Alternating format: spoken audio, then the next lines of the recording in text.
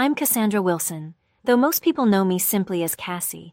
I'm 34, and everything shifted last Tuesday when I glanced at my lottery ticket and realized those 6 perfect numbers meant I had just become $47 million richer. My hands trembled as I tried to process what I was seeing. Once the disbelief faded, an unexpected resolve took hold. I wouldn't breathe a word of this to anyone. My family and money have never mixed well, and past experiences taught me exactly what silence could protect. If you're tuned in right now, I'd love to see where you're watching from. Before I explain the choice that changed my future, don't forget to like this video and subscribe. I share true stories about loyalty, betrayal, and the thin line between the two. Until that life-altering Tuesday, my existence was painfully routine. I was an accountant at a small marketing company in Portland, earning enough to get by, but never enough to feel truly safe. My one-bedroom apartment on the city's edge was simple, nothing special, yet it gave me a sense of independence. Each morning began at 6 with a cup of coffee and a lingering dread of deadlines and bills. The job consumed me, especially during tax season, when 60-hour weeks blurred into each other. As for my family, complicated doesn't even begin to cover it. My parents, Gregory and Diane Wilson, split when I was 14 and both remarried within 2 years. Dad, a high school physics teacher, chose Stephanie, a real estate agent, whose tastes ran far beyond his paycheck. Mom, Diane, married Warren, a wealthy businessman known for his strict control over every dollar. And somewhere in between all that, I had 2 siblings. My younger sister Lisa, now 30, has always held the family's admiration.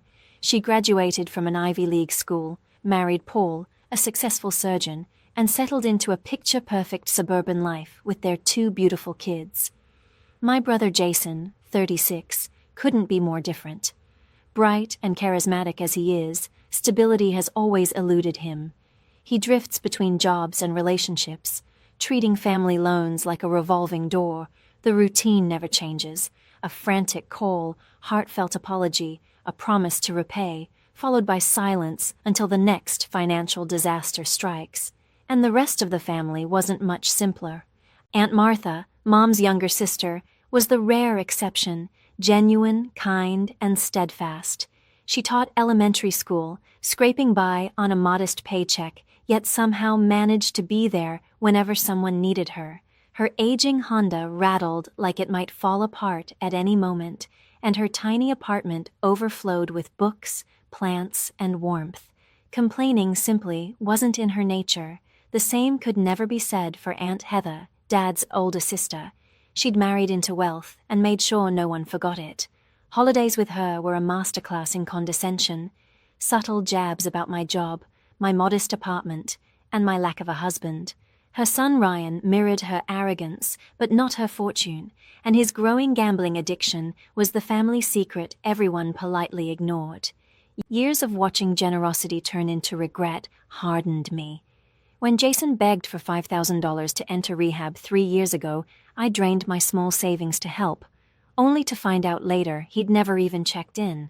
And when Lisa claimed she was short on wedding expenses, I charged $2,000 to my credit card after her promise to repay me post-honeymoon, a promise that, unsurprisingly, never materialized. 5 years passed, and I was still waiting for Lisa to make good on her promise. When my dad called, asking for help fixing his storm-damaged roof, I wired him what I could spare, only to scroll through social media weeks later and find photos of him and Stephanie lounging on a beach in Cancun. The only person who truly knew how deeply these moments hurt was my closest friend, Charlotte. Charlotte and I met back in college, and unlike so many relationships in my life, ours never wavered. She worked as a nurse, knew the meaning of hard work, and never criticized me for the tangled emotions I carried toward my family. Whenever resentment started to creep in, she gently reminded me that not everyone was out to exploit my kindness. Work offered little relief. My supervisor, Arnold, had a way of presenting my ideas as his own whenever clients were in the room. My coworker, Derek, routinely slipped out early, leaving me to shoulder his unfinished tasks, and somehow he was always the one praised for team effort. Even so, I stayed focused, convincing myself that consistency would eventually lead to recognition. The only small rebellion I allowed myself was a weekly lottery ticket, a harmless tradition that everyone around me mocked. Each Friday, I'd swing by the corner shop, spend $10, and walk out clutching my fragile hope. Mom called it a math tax for dreamers. Jason liked to joke that I should just hand him the cash and save time. Dad turned every mention of it into a mini lecture about probability and poor financial decisions. But for me, those slips of paper weren't about logic. They were about possibility, a glimpse of freedom I couldn't quite let go of. My aspirations were simple: to see more of the world beyond the fog and fir trees of the Pacific Northwest, to maybe pursue a master's in a field that stirred my curiosity, and to finally reach a point where a flat tire or a broken alternator didn't send me spiraling into panic. Reality, however, told a different story. My mid-30s arrived with lingering student loans, stubborn credit card balances, and a monthly juggling act that left no room for error. Groceries, rent, and gas devoured my paycheck. Charlotte and I allowed ourselves the occasional dinner out, but even that required careful planning. I hunted discounts, clipped coupons, memorized sales cycles, and knew exactly where to find the cheapest coffee. My 10-year-old Corolla coughed and groaned whenever the rain hit, yet replacing it was a luxury I couldn't begin to imagine. I had perfected the mask of composure, smiling through conversations while mentally tallying expenses, deciding whether I could afford to accept a dinner invite or if I needed to invent a reason to stay home. That was my reality before everything turned upside down. Life was predictable, occasionally frustrating, sometimes lonely, but steady enough to feel safe. I never imagined that one small slip of paper would rewrite every assumption I held about myself and my family. The irony was that I bought the winning ticket on my 34th birthday. It came at the end of a brutal work week where Arnold, yet again, claimed my cost-saving strategy as his own, earning praise that rightfully belonged to me. Like every Friday, I stopped at Gus's corner market, but this time I deviated slightly from habit. "Happy birthday, Cassie!" Gus called out as I stepped inside. He was a friendly older man who had run that little store for more than 3 decades, always greeting regulars by name. "Thanks, Gus." "The usual, and maybe one extra for good luck," I said, handing him $20 instead of my typical 10. He chuckled, slipping me the tickets. "Birthday splurge, huh?" "Maybe today's your lucky day," he teased with a wink. For once, I decided to pick my own numbers instead of going with random ones. 3 and 16 for my birthday, 12 for my mother's, 21 for my father's, 9 for Aunt Martha's, and 30 for Charlotte's. 6 numbers tied to the people who shaped my life, for better or worse.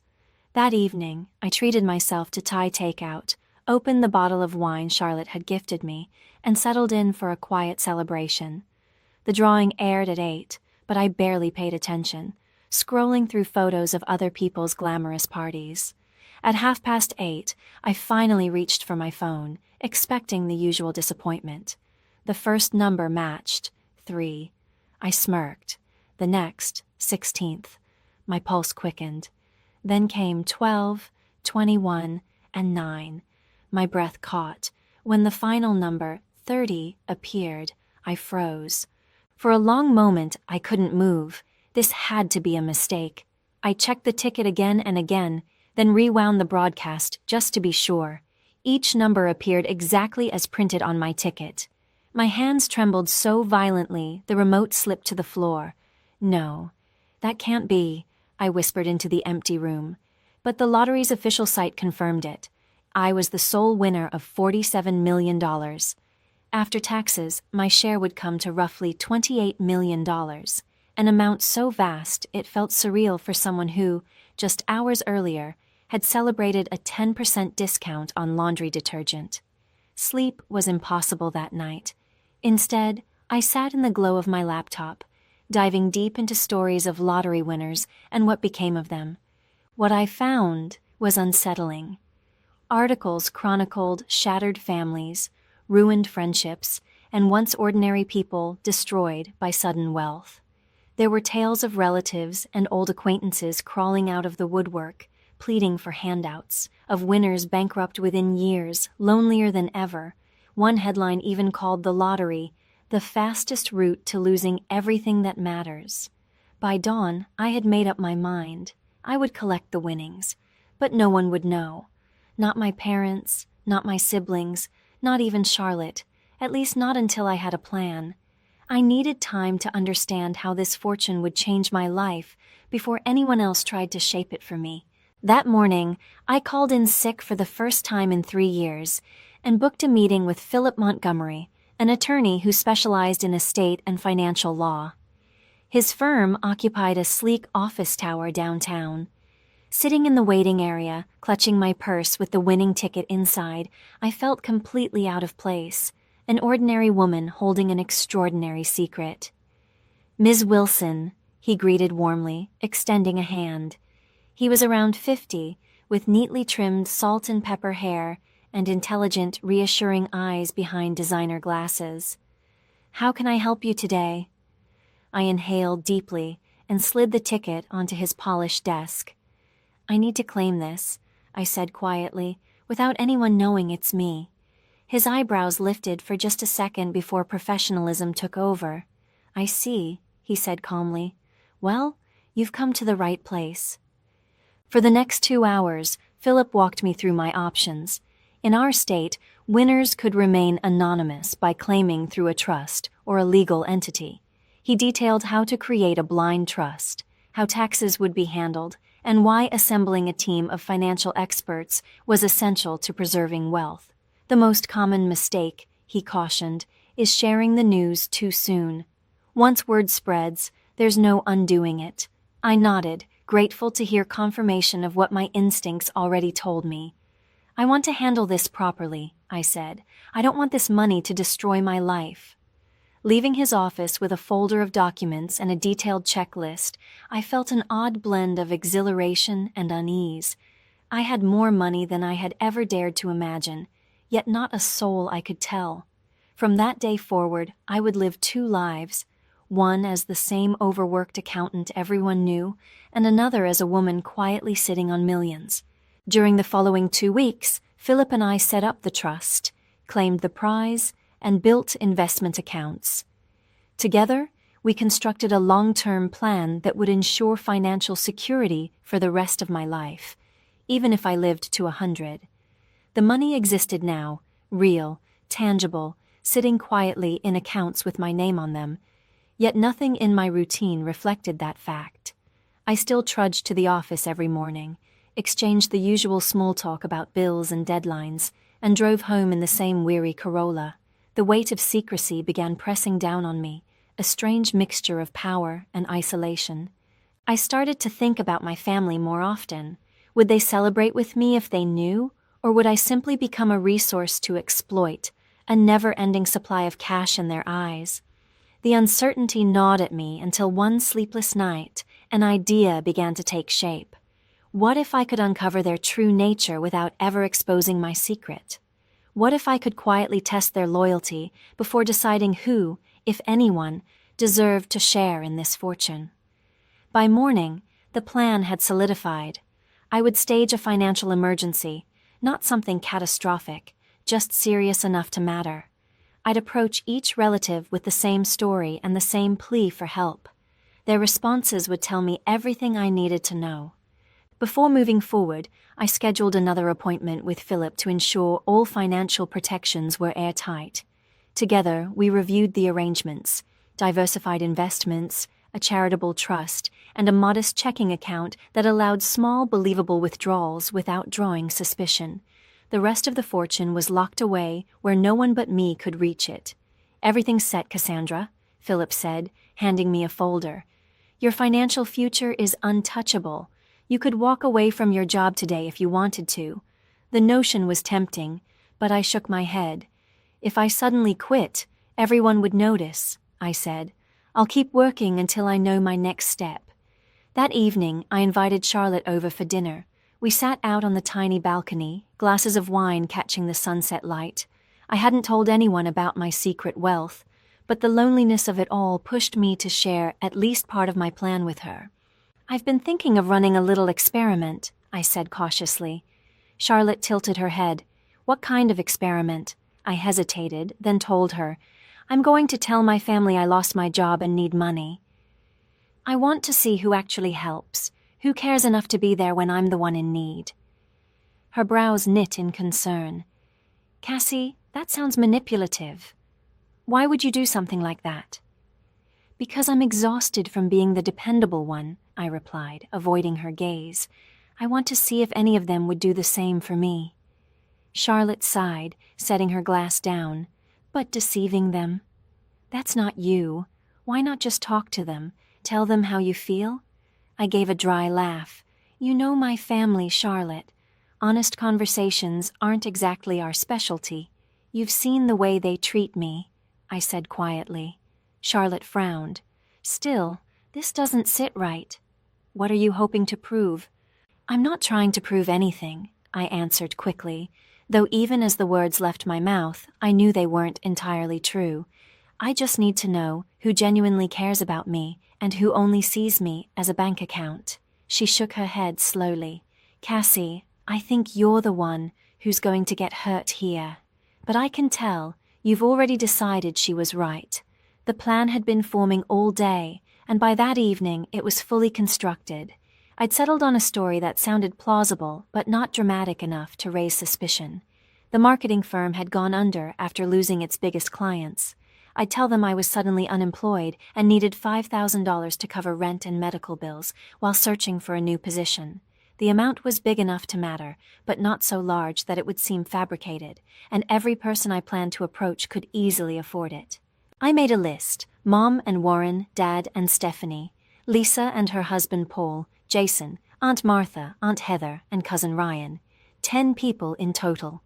Each one had leaned on me at some point, for money, for favors, for emotional support. And I had always said yes. Now it was my turn to see who would return the kindness. The next day, Charlotte reluctantly helped me rehearse the story, despite her unease. "You'll need to sound worried, but composed," she cautioned, "and make sure you've got details ready. People will ask questions." I jotted notes as she spoke. "I'll say the CEO was caught embezzling funds and that the company's under investigation. That explains the sudden closure and why I haven't received my final paycheck. And when they ask about your job search, I'll tell them I've been applying nonstop, but accounting roles are hard to come by right now. I'll mention that I've got a few interviews but nothing confirmed yet, and that my savings ran dry after paying for recent medical tests." Every piece of the story was carefully constructed to sound credible and sympathetic, just enough to make them decide whether to help or not. As I reviewed it all, guilt pricked at me. Maybe Charlotte was right. Maybe this was manipulative. But then I remembered every time I'd drained my bank account to rescue someone else. Every promise unfulfilled. Every thank you that turned into silence. The sting of those memories hardened my resolve. This wasn't just about testing loyalty. It was about self-preservation. I even drafted a list of predictions. Mom would likely offer some money, but not the full amount. Dad would turn it into a lecture about budgeting and maybe send a token contribution. Lisa would claim the kids' expenses made it impossible to help. Jason wouldn't even pretend. Warren and Stephanie would dismiss me outright. Aunt Heather would moralize about poor financial planning. And Ryan would probably ask me for money instead. Ryan, I knew, would likely offer empty assurances, promises to help that would dissolve into excuses the moment money was mentioned. The only person I truly believed might come through was Aunt Martha. Though she had the least to give, she had always been the one to show up, no matter how inconvenient or costly it was for her. Still, I tried to temper my expectations. $5,000 was no small sum for a public school teacher living on her own. The plan was finalized. Over the coming week, I'd reach out to each relative one by one, tell the same carefully rehearsed story, and observe their reactions. Only after that would I decide who was worthy of learning about my secret fortune and who had already shown me what I needed to know. With a strange mix of nervous energy and determination, I picked up my phone and made the first call. I decided to start with my mother. Diane had always painted herself as the selfless matriarch, often reminding us how she'd set aside her own ambitions for the sake of her children. If anyone was likely to lend a hand, it should have been her. My fingers trembled slightly as I dialed her number. She picked up after the third ring, her tone distracted. "Hi, Mom," I began, injecting just enough strain into my voice to sound believably distressed. "It's me, Cassie. Sweetheart, what's wrong? You sound upset." That was my cue. I launched into the story I'd crafted. The sudden company shutdown, the missing final paycheck, the anxiety about unpaid rent and medical bills. I could hear her breathing deepen as I spoke, the concerned mother tone slowly creeping in. "Oh, honey, that's awful," she said at last. "Have you applied for unemployment? And what about your emergency fund?" "I did," I told her, "but unemployment will take weeks, and my savings are gone after paying for some recent medical tests." I deliberately avoided explaining what the tests were for, letting her imagination fill in the rest. Finally, I said softly, "I hate to ask, but I really need some help. About $5,000 just to get through this month. I'll pay you back the moment I can." The silence that followed stretched uncomfortably long. "Oh, Cassie," she sighed at last. "You know, Warren and I just put a down payment on the lake house. Things are tight right now." Her voice hardened slightly, slipping from concern to justification. "Maybe you should talk to your father, or Lisa. Paul's doing well at the hospital. I'd rather not ask Dad," I said truthfully. "And Lisa's got the kids and all their private school costs." "Well," she replied after a pause, "let me see what Warren says, but I can't make any promises. You know how particular he is about, well, you know." I did know. Warren had made it clear since day one that his finances didn't extend to me. His money was for my mother, and the children they never ended up having. "Okay, Mom," I said quietly. "Just let me know soon. The rent's due next week." "I will, honey, and I'm so sorry about your job," Mom said softly. "But these things have a way of working out for the best. Maybe it's time to consider a more stable career." After ending the call, I jotted down her reaction in the journal I'd started for this experiment. She'd shown sympathy, yes, but her first instinct had been to redirect the responsibility elsewhere. She hadn't said no outright, but I could already imagine how her discussion with Warren would end. A polite apology, an excuse, and no money sent. The following day, I met my father, Gregory, for coffee. I picked a busy cafe downtown, hoping a public setting might temper his response. As soon as I sat down, he gave me a once-over. "You look tired," he said matter-of-factly. I smiled weakly and launched into my prepared story. He listened with the expression of a man grading a paper, detached, analytical, occasionally nodding, but never showing emotion. When I finally mentioned the $5,000, he leaned back, crossed his arms, and sighed. "Cassandra," he began in his familiar lecture tone, "I've always told you to be financially responsible. This is exactly why I said you should keep 6 months of expenses saved. What happened to that plan?" "Life happened, Dad," I answered, careful to sound weary, but not defensive. "Medical bills, car repairs, you know how it is. Not everyone can save that much." He shook his head slowly. "And now you expect others to bail you out. Have you looked at your spending habits? Do you really need to live in that area? What about your streaming subscriptions?" The conversation dragged on for 20 long minutes as he dissected my supposed financial mismanagement, lecturing me about budgeting, employment trends, and the virtue of sacrifice. He never once mentioned actually helping. "I'd love to assist you, Cassie," he finally said, patting my hand in what was meant to be a comforting gesture. "But Stephanie and I are preparing for retirement. Touching those funds would be irresponsible. You'll thank me later. This experience will build character. Sometimes hitting bottom teaches us what truly matters." I smiled faintly, blinking back tears that weren't entirely part of the act. Even expecting this kind of response didn't soften the sting of being dismissed so easily. Next on my list was Lisa. I drove out to her pristine suburban home that Saturday afternoon. Paul was away golfing, which meant we could talk in private. "Cassie, what a surprise," she said brightly as she opened the door. "The kids are at swim lessons. Come in." The house looked like something out of a lifestyle magazine. Polished floors, designer furniture, family portraits perfectly arranged on every wall. We sat in her gleaming kitchen, sipping lattes made with the kind of espresso machine that probably cost more than my car. When I told her about losing my job, her hand flew to her mouth. "Oh, my God, that's terrible," she gasped, reaching across the marble island to squeeze my hand with perfectly manicured sympathy. "I can't believe they'd just shut down like that." "Poor you," Lisa said, her tone soft and eyes wide with concern. For a fleeting moment, I thought maybe she would surprise me. Maybe she'd step up when it mattered. Then I mentioned the $5,000. Her expression flickered, sympathy fading into polite discomfort. "Oh, well, this really isn't the best time," she began, glancing away. "We just bought the new Audi last month, and the kids' tuition payments hit us hard.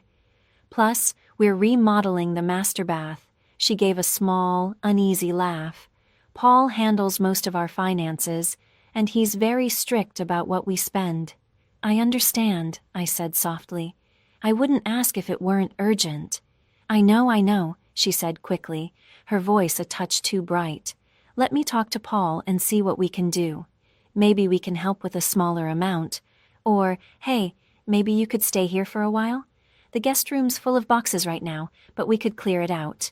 I smiled, pretending to consider it. "That's kind of you, but I need to stay in the city for interviews." She nodded, promising to call once she spoke to Paul, though her averted gaze told me exactly how that conversation would go. Jason's response was worse. I texted him the same story, adding enough detail to sound genuine. His reply came within minutes. "That sucks, sis. Really tight right now myself. We'll call you later." He never did. My follow-ups went ignored, and when I tried calling, his phone went straight to voicemail. The silence stung more than I expected, especially from the brother who had borrowed thousands from me over the years, always pledging to pay me back once things turned around. When I called Stephanie, my father's wife, she didn't bother disguising her indifference. "Cassandra, I know this must be stressful," she said briskly, "but Warren and I simply aren't in a position to assist right now. Maybe this is a chance for you to reevaluate your finances. Have you thought about finding a roommate or moving to a cheaper area?" I reminded her that I'd helped fund repairs for their vacation cabin the previous year. Her tone sharpened instantly. "That was different. It's a shared family property, and you've benefited from it too." The fact that I'd only been invited there once, for a single afternoon, was apparently irrelevant. Warren's response made hers sound gentle by comparison. When I called, he didn't waste time on small talk. "You're not my daughter," he said flatly. "I've supported your mother for years, but your financial troubles aren't my responsibility. Maybe you should have chosen a career that actually pays." Then he hung up. Ryan, at least, pretended to care. He texted back almost immediately, full of sympathy. "Absolutely, Cass. I'll help. Let's grab lunch tomorrow. I'll bring a check." Relief flickered for a moment, but the next day he texted an hour before we were supposed to meet. "Something came up. Let's reschedule soon." Of course, he never did. He never followed up, and after a few unanswered messages, Ryan simply stopped replying altogether. Aunt Heather's reaction was the least shocking of all, though it still managed to sting. "Well, Cassandra," she said briskly, "I always knew that company of yours was on shaky ground. I told your father, years ago, you should have taken that position at the bank, but no one ever listens to me." What followed was a long monologue about how various relatives had faced financial hardship and pulled themselves up without ever resorting to handouts. By that evening, Lisa texted to let me know Aunt Heather was already sharing my supposed financial recklessness with half the family. After a week filled with rejections, excuses, and unreturned calls, I was drained. The experiment had confirmed everything I feared. 7 people who had leaned on me in their worst moments couldn't offer even modest support when the tables turned. knowing it intellectually didn't make the truth any easier to swallow. Then my phone rang. It was Aunt Martha. "Cassie, honey, your mom told me about the job," she said, her voice warm and full of concern. "Are you holding up okay?" I hadn't even contacted her yet. She'd heard through the grapevine and reached out first. That alone said more than any promise of money ever could. "I'm hanging in there," I said, unable to disguise the emotion in my voice. "Good. Listen, let's have lunch tomorrow. My treat," she said firmly. The next day we met at a cozy little diner near her apartment. Martha looked just as she always did. Silver-streaked hair tied back in a loose ponytail, jeans and a cardigan with mismatched buttons, a kind smile that reached her eyes. She hugged me tightly before we sat down. "I'm so sorry about what happened, sweetheart. That company didn't deserve you anyway." As we ate, she listened intently, asking practical questions about my job search and offering to connect me with some of her retired colleagues who might know of openings. When our plates were cleared, she reached into her purse and pulled out an envelope, sliding it toward me. "I want you to have this," she said gently. "It's $3,000. I know it's not everything you need, but it'll help with rent." I stared at it, speechless. "Martha, I can't accept this. It's too much." "Nonsense," she said, waving away my protest. "Family helps family. And if you need somewhere to stay to save on rent, my sofa folds out into a bed. It's not fancy, but you're welcome as long as you need." Tears blurred my vision, not the controlled, deliberate kind I'd used during the other conversations, but the raw, unexpected kind that came from being seen. "Thank you," I whispered. "Don't worry about paying me back right away," she said, squeezing my hand. "Just get back on your feet, and this time find work that makes you happy."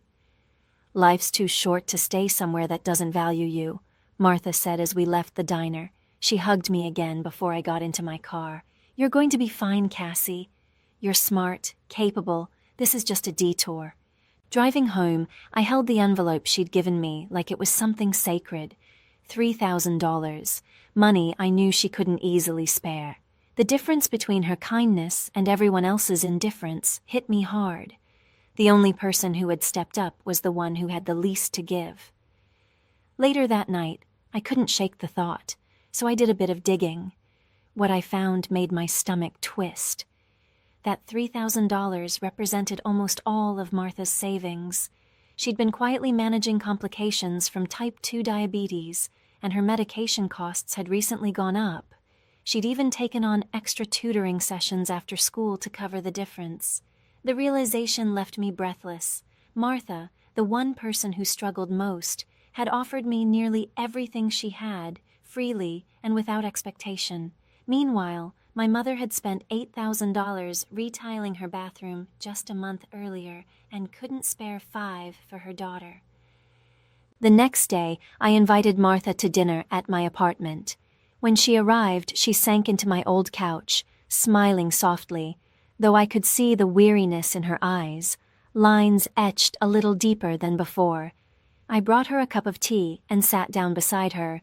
"Martha, there's something I need to tell you," I began, my hands trembling slightly.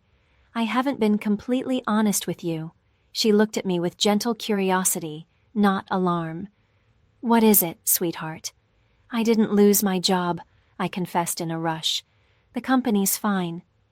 I made up the story to see who in the family would help if I really needed it. Martha was silent for a few seconds, just studying me. Then she nodded slowly. "I see. Are you angry with me?" I asked quickly, dread tightening my throat. Losing her trust would be worse than any rejection I'd faced that week. Her brow furrowed slightly, but her tone stayed calm. "No, not angry." "Maybe a little sad," she admitted. "Sad that you felt you had to test people to know where you stand."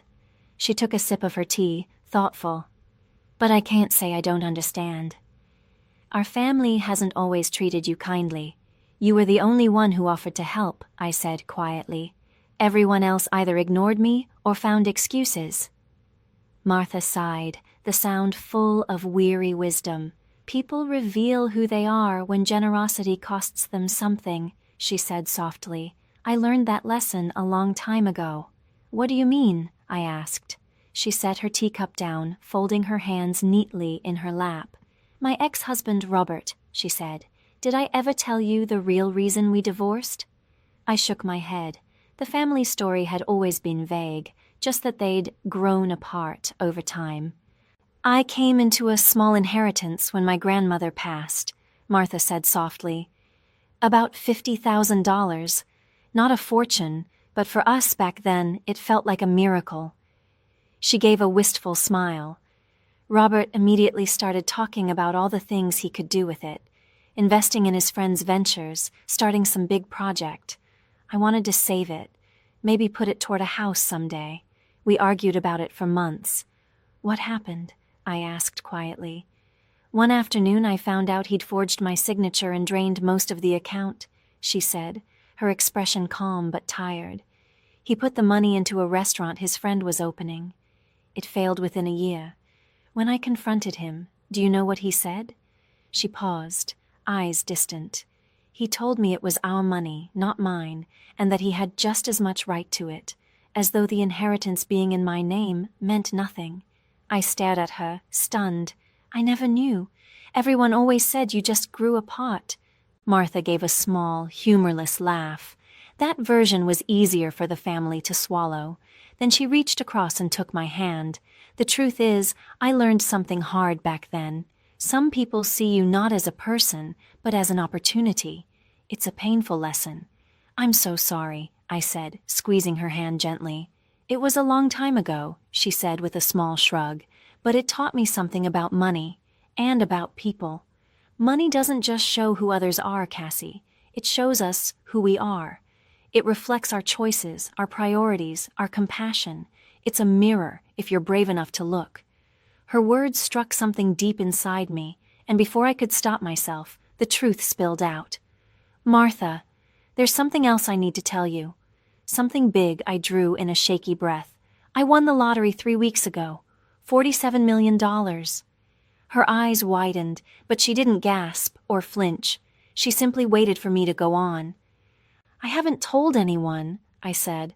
Not Mom, not Dad, not Lisa or Jason, not even Charlotte. You're the first to know. Oh, Cassie, she whispered. That's incredible. That changes everything. I know, I said quietly, and that's why I did the test. I had to know who would be there for me, not for what I could give them, but for who I am. Martha nodded slowly. I understand, she said, but what happens now? That's what I'm still trying to figure out, I admitted. The money's secure. I've got a good attorney, a trust, investments. But when it comes to my family, I just don't know. She took a moment before replying. You don't owe them anything, Cassie. Not one of them, not even me. But I want to help you, I said, my voice rising slightly. Your medical bills, your apartment, anything you need. Her smile was soft and kind. Sweetheart, I don't need a thing. My life may be small, but it's mine. My apartment's filled with books and plants and memories. I'm content. My car runs most days, Martha said with a wry little smile. I have my students, my books, and now this lovely secret with my favorite niece. She gave my hand a gentle pat. Just knowing you're safe and happy, that's more than enough for me. Her selflessness broke something open in me. Here was a woman who had given me almost everything she had when she believed I was desperate, and now, knowing I was worth millions, wanted nothing at all in return. We talked late into the evening, and the more we spoke, the more glaring the contrast became between her quiet grace and the rest of my family's selfishness. While I'd been carrying out my little test, word of my financial crisis had rippled through the family, not as concern, but as gossip. My phone buzzed with messages that night. The first was from my mother. Heard you asked Lisa for money, too. You should have told me you were going around asking everyone. Feels like you're trying to pit us against each other. Then one from my father. Stephanie says you've been calling the whole family for handouts. This is exactly the kind of irresponsible behavior I've been warning you about. Each message confirmed what I already knew. Instead of compassion, they offered judgment. Instead of unity, whispers and blame. My so-called family had turned my fabricated plea for help into a moral indictment. Proof, in their eyes, that I was immature, manipulative, ungrateful, and in doing so they'd exposed themselves far more than I ever could have through words. The next morning, I met with Philip to finalize long-term plans for the money. I walked into his office with a sense of certainty I hadn't felt in years. "I want to set up a trust for my Aunt Martha," I told him, "something that covers her medical bills and gives her a secure, comfortable retirement, but structured so it feels like a gift, not charity. She's proud, and I want to honor that." Philip nodded thoughtfully, jotting notes. "We can establish a family trust that distributes a monthly stipend. That way she never has to manage a lump sum, and it feels natural, not transactional." "Perfect," I said. "And I want to buy her a house.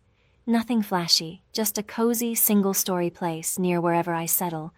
It should be easy to maintain and accessible for her health needs." We spent the next hour mapping out investments, philanthropic ventures, and new personal goals.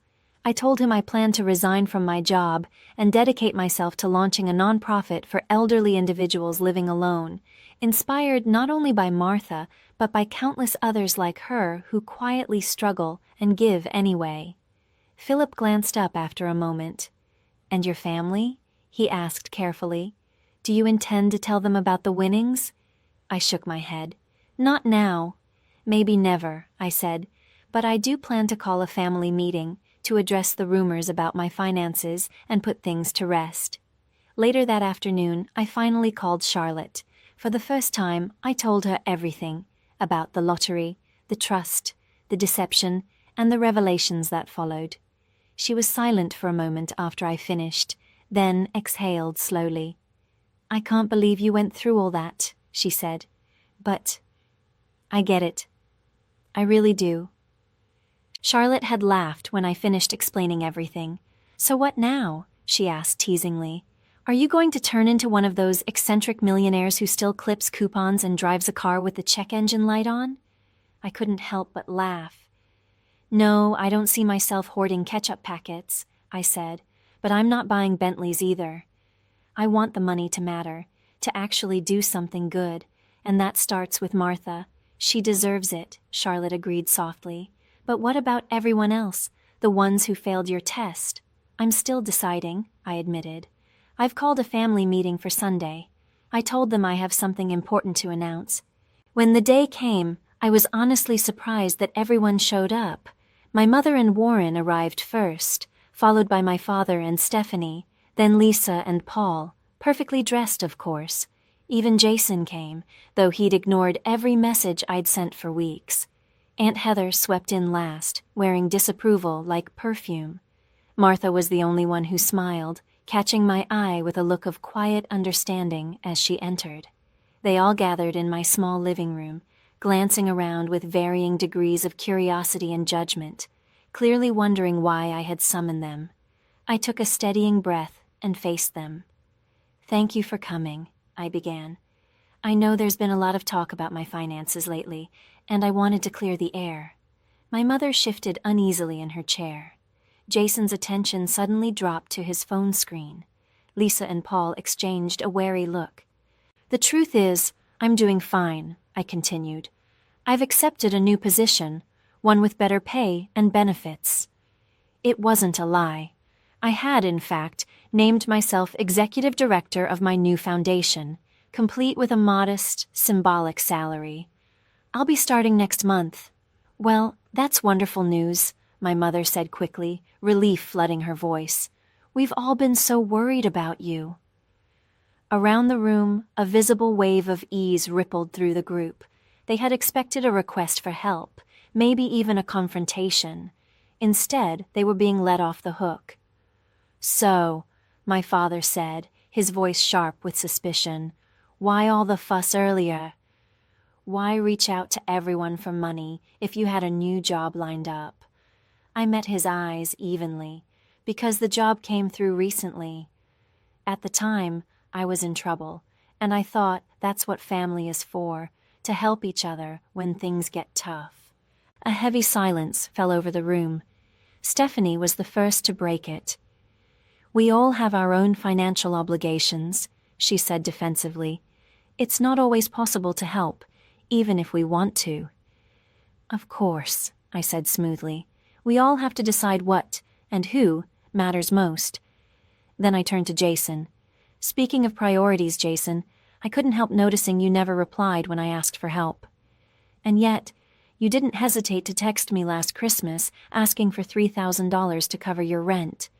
Jason's face flushed. I was dealing with some stuff," he mumbled. "I just didn't have any money to give you then." "You didn't even call me back," I reminded Jason quietly. "That wouldn't have cost you a dime." The rest of the meeting unfolded in much the same way, me calmly laying out the hypocrisy I'd endured, them squirming under the weight of their own excuses. No one apologized. Instead, they offered rationalizations, deflections, even attempts to make me feel guilty for making them uncomfortable. It was astonishing how easily concern could twist into self-defense. After an hour of awkward conversation and hollow goodbyes, they filed out one by one, leaving behind the faint scent of expensive perfume and forced civility. As the door closed behind the last of them, I felt something I hadn't expected. Not anger, but relief. I hadn't needed to expose my secret to take back my power. The money had already done something far more profound. It had freed me to see my family clearly and to draw the boundaries I should have drawn years ago. Martha stayed behind, quietly collecting the empty coffee cups and plates. "You handled that beautifully," she said softly. "That couldn't have been easy." "It was easier than I thought," I admitted. For the first time, I wasn't afraid of letting them down. Because I finally understood. They never really saw me to begin with. She smiled, warm and proud. "That's a powerful realization." "So," she asked, "what comes next?" I smiled back. "Next, we start looking for houses." For both of us, a year later, my life bore almost no resemblance to the one I'd lived the night I checked those 6 numbers. I now owned a beautiful but modest home on a quiet tree-lined street, with a garden that greeted me each morning in bloom. Just a few blocks away, Martha lived in her own cozy craftsman bungalow, a single-story place with wide doorways and soft light, designed so she could move easily on the days when her diabetes made walking hard. My nonprofit had become something far bigger than I had dreamed. We offered companionship, home maintenance, and emergency financial assistance to older adults living alone. Many of them, like Martha once had been, overlooked or forgotten by their own families. Within a year, we'd reached over 200 seniors across the city. Charlotte had joined the organization as outreach coordinator, her nursing background and compassion transforming every visit into something meaningful. Our friendship remained unchanged. We still had our weekly wine nights, only now they took place on my sunlit patio instead of my cramped apartment balcony. As for my family, the dynamic had quietly reshaped itself. We still exchanged polite holiday calls, birthday texts, and the occasional strained visit, but the illusion of closeness was gone, and with it, much of the pain. Without the constant need for approval or the pretense of intimacy, our distance became peaceful rather than bitter. They still had no idea about the lottery. To them, I was simply thriving in my new career, finally successful in a field that suited me. And that was just fine, because for the first time in my life, success wasn't something I needed anyone else to see. It was something I could feel. They seemed content to accept my vague explanation about the new job without asking many questions, which, in itself, told me everything I needed to know about how much genuine interest they had ever taken in my life. There were moments when the temptation to tell them the truth flickered through me, especially when Jason called to pitch his latest can't-miss business venture, or when Lisa complained about the rising costs of her kitchen renovation. But each time, I remembered the silence that had greeted my own pleas for help, and the decision not to reveal anything became effortless. Still, there were occasions when real need arose, moments when compassion outweighed resentment. When my father suffered a mild heart attack and was left with steep medical bills his insurance wouldn't fully cover, I quietly paid the balance through the hospital's patient assistance program. Later, when Ryan finally entered rehab for his gambling addiction, an anonymous donation appeared to cover his treatment. They never knew it was me, and I preferred it that way. Martha and I saw each other often, usually sharing dinner twice a week. Her health had improved noticeably. Steady medical care, less financial anxiety, and a calm, fulfilling life had transformed her. She had retired from teaching, but still volunteered several days a week at a literacy center, helping children fall in love with reading just as she had once helped me. One evening, as we sat side by side on her porch, watching the sky turn gold and violet, she spoke quietly. "You know what amazes me?" she said. "How different everything could have been if you'd told them about the lottery from the start." I nodded, imagining that version of my life. "They would have been attentive, affectionate, maybe even doting," I said with a small smile. "And you'd never have known what was genuine," Martha replied. "That knowledge